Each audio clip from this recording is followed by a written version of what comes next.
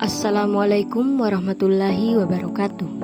Perkenalkan, saya Husnul Hatimah dengan NIM 230404501011 dari jurusan Psikologi Pendidikan dan Bimbingan, Program Studi Bimbingan dan Konseling, Fakultas Ilmu Pendidikan Universitas Negeri Makassar. Dalam video ini, saya akan menjelaskan mengenai fenomena sosiologi yang ada di sekolah. Video ini saya buat dalam rangka memenuhi ujian akhir semester dalam mata kuliah Sosio-Antropologi Pendidikan semester genap yang diampu oleh Dr. Bastiana MSI. Fenomena sosiologi di sekolah merujuk pada berbagai interaksi sosial, struktur, dan dinamika yang terjadi di lingkungan sekolah yang mempengaruhi perilaku, perkembangan, dan pengalaman siswa serta staf. Berikut adalah beberapa fenomena sosiologi di sekolah beserta contohnya. Stratifikasi sosial. Stratifikasi sosial di sekolah terjadi ketika siswa dibagi berdasarkan kemampuan akademis atau kriteria lainnya yang menciptakan hierarki atau perbedaan status di antara mereka. Contohnya, sekolah seringkali memiliki program kelas akselerasi atau kelas unggulan untuk siswa berprestasi tinggi. Siswa di kelas ini mungkin menerima lebih banyak perhatian dari guru, fasilitas yang lebih baik, dan kesempatan belajar yang lebih luas. Sebaliknya, siswa di kelas reguler atau remedial mungkin merasa kurang dihargai, yang bisa mempengaruhi kepercayaan diri dan motivasi belajar mereka. 2. Labeling dan self-fulfilling prophecy. Labeling adalah ketika guru atau sistem pendidikan memberi label tertentu kepada siswa, seperti pintar atau nakal. Self-fulfilling prophecy terjadi ketika siswa menginternalisasi label tersebut dan bertindak sesuai dengan harapan yang terkait dengan label tersebut. Contohnya, seorang siswa yang diberi label pintar cenderung mendapat lebih banyak dorongan dan perhatian dari guru, sehingga lebih termotivasi dan berprestasi. Sebaliknya, siswa yang diberi label nakal mungkin merasa putus asa dan tidak berusaha keras dalam belajar, yang akhirnya memperkuat perilaku negatif tersebut. Kelompok dan identitas sosial. Di sekolah, siswa sering membentuk kelompok berdasarkan minat atau aktivitas tertentu yang membantu mereka mengembangkan identitas sosial dan merasa diterima. Contohnya, siswa yang tergabung dalam tim olahraga, klub drama, atau kelompok belajar tertentu cenderung mengidentifikasi diri dengan kelompok tersebut. Ini mempengaruhi cara mereka melihat diri mereka sendiri dan bagaimana mereka berinteraksi dengan siswa lain. Kelompok ini juga bisa memberikan dukungan emosional dan sosial yang sangat penting. 4. Bullying dan dinamika kekuasaan. Bullying melibatkan penggunaan kekuatan atau intimidasi oleh satu atau beberapa siswa terhadap siswa lain, yang mencerminkan dinamika kekuasaan yang tidak seimbang.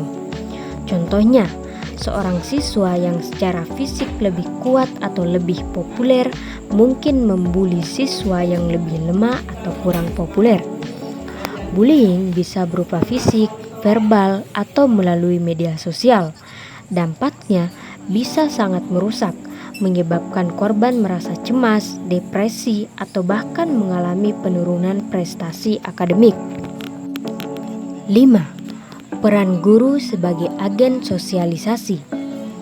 Guru berperan penting dalam sosialisasi antar siswa, yaitu proses di mana siswa belajar norma, nilai, dan keterampilan yang penting untuk berpartisipasi dalam masyarakat. Contohnya, guru yang mengajarkan nilai-nilai seperti kejujuran, kerjasama, dan tanggung jawab melalui contoh dan pengajaran langsung membantu siswa menginternalisasi nilai-nilai tersebut. Guru juga bisa mempengaruhi aspirasi karir dan sikap siswa terhadap pendidikan.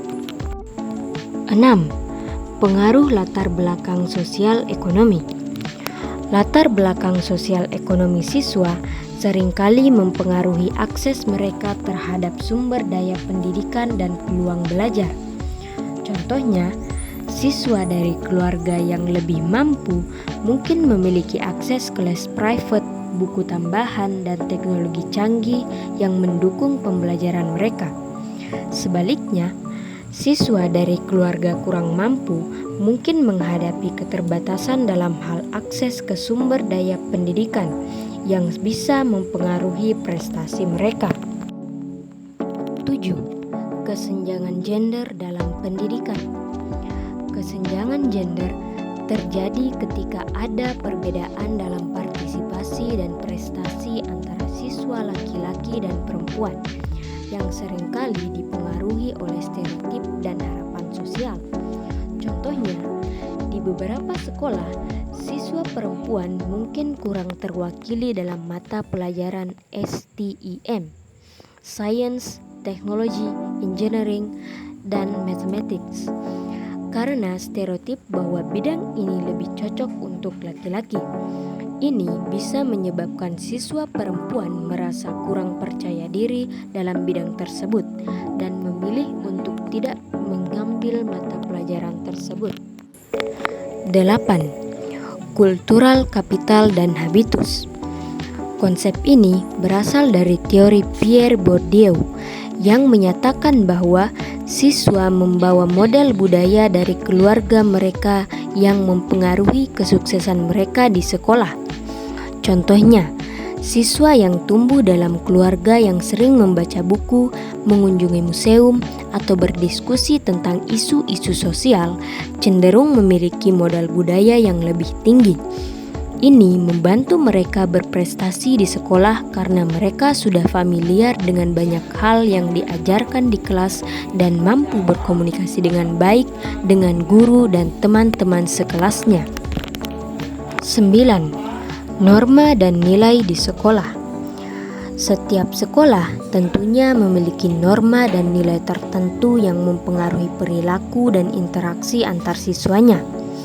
Contohnya, sekolah yang menekankan pentingnya disiplin dan kejujuran mungkin akan menerapkan aturan yang ketat dan mengharapkan siswa untuk selalu jujur dalam ujian. Nilai-nilai ini diinternalisasi oleh siswa dan mempengaruhi bagaimana mereka bertindak di sekolah dan dalam kehidupan sehari-hari mereka. 10.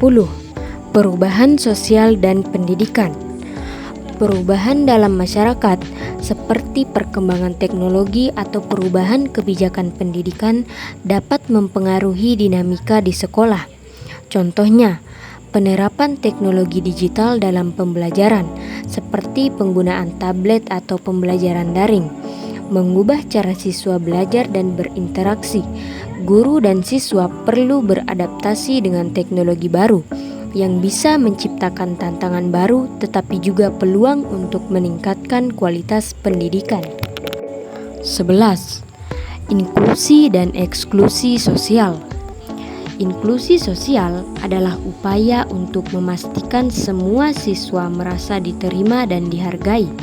Sementara eksklusi sosial adalah ketika siswa dikecualikan atau diabaikan dari kelompok. Contohnya, program inklusi di sekolah yang mengintegrasikan siswa dengan kebutuhan khusus ke dalam kelas reguler, memastikan mereka mendapatkan dukungan yang diperlukan dan merasa diterima oleh teman-teman sekelasnya. Sebaliknya, siswa yang baru pindah sekolah mungkin merasa terisolasi jika tidak ada upaya dari pihak sekolah dan siswa lain untuk menyambut dan mengintegrasikan mereka. Menganalisis fenomena sosiologi di sekolah membantu memahami bagaimana faktor-faktor sosial mempengaruhi proses pendidikan dan perkembangan individu, serta bagaimana sekolah berfungsi sebagai agen sosialisasi yang penting dalam masyarakat. Demikianlah penjelasan mengenai berbagai fenomena sosiologi di sekolah. Semoga penjelasan ini memberikan wawasan lebih dalam tentang bagaimana interaksi sosial dan struktur di lingkungan sekolah mempengaruhi perkembangan dan pengalaman siswa. Demikian yang dapat saya sampaikan. Assalamualaikum warahmatullahi wabarakatuh.